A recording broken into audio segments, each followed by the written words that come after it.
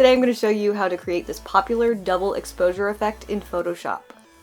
It might look a little bit ridiculous and complicated, but I promise if you follow this tutorial step by step, you'll be able to create some super trendy and awesome stuff.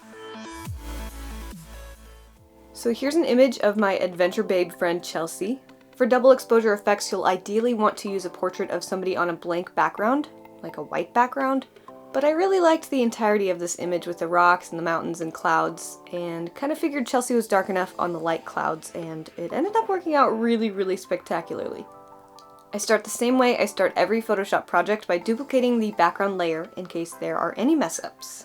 Next I go into the Channels tab, and here I am going to make a selection of Chelsea by finding the channel with the most contrast.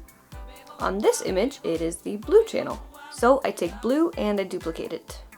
Then I go into Image, Adjustments, Levels, and I try to make Chelsea as black as I can and the sky behind her as light as I can. I then take the brush tool and brush black onto all the areas of Chelsea that still need it.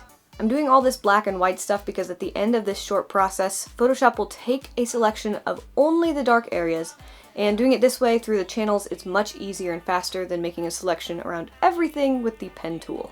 To double check myself, I hit Command I to invert the image and turn all the blacks to whites and vice versa, and I hit any spots with the white that I missed. I make sure to invert the image back to normal, and I then, listen carefully, hold Command and click the duplicated blue layer to make the selection of all the black. And as you can see, Photoshop has made a selection. I don't mind it including some of the rocks and stuff, I just wanted a clear selection of Chelsea. I turn all the channels back on and deselect the bottom one I've been working on. Then I go back to the Layers tab and click that top background layer I duplicated earlier. We are going to take a selection from this layer using the shape of Chelsea. I hit Command J, and this takes the shape of Chelsea out of that background image and puts it onto its own new layer. When I deselect all the layers below the new layer, you can see that we've got a solid Chelsea outline and some hints of rocks and clouds. I create a new blank layer and put that below the Chelsea selection layer because I am going to fill the new layer with solid white. You see? Now it's very bright. Oh look, here is a cool nature image. I'm going to drag this image onto my Adventure Babe project, and I expand it to fit the screen. It already looks super cool right here, but we're not done yet. I make sure that nature image is on the very top of all of my layers, and now I need to make a selection of Chelsea again. I make sure the nature image on top is selected, then I hold Command and click the Chelsea layer. Now it's selected, you've got that Chelsea shape again. I go down to the bottom of the tab and hit the mask button and whoa, magic! What that mask button did is it made a Chelsea shaped mask of the nature image. Super cool, right?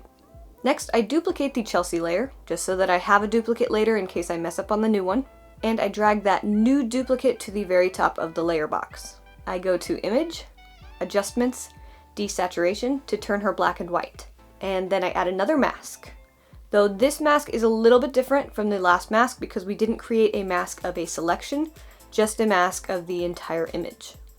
I get out my brush tool, make sure black is selected, and also make sure I have a really soft brush and low opacity, and I then start brushing away the black and white Chelsea layer. If I feel like I erased too much, I select white and brush the black and white Chelsea back on. If you need a more detailed description of how to paint masks, click the link in the top right corner. But don't forget to come back to this video. When I'm done working on Chelsea, I start doing the same mask painting on the rocks and the trees. This process will vary significantly from image to image, so play around with your images and see what you come up with. Lastly, I want to bump up the brightness and contrast of both the nature image and the Chelsea image. So I select one at a time on the image, not the mask, and go to Image, Adjustments, Brightness, and Contrast. I adjust them both to the extent I feel necessary, and then I deem myself finished. That is the final Adventure Babe. If you try this tutorial out for yourself, send me some images on Snapchat or Instagram. Links to all my social media accounts are below, as are some helpful other double exposure tutorials for your viewing pleasure. I will see you in my next video. Bye!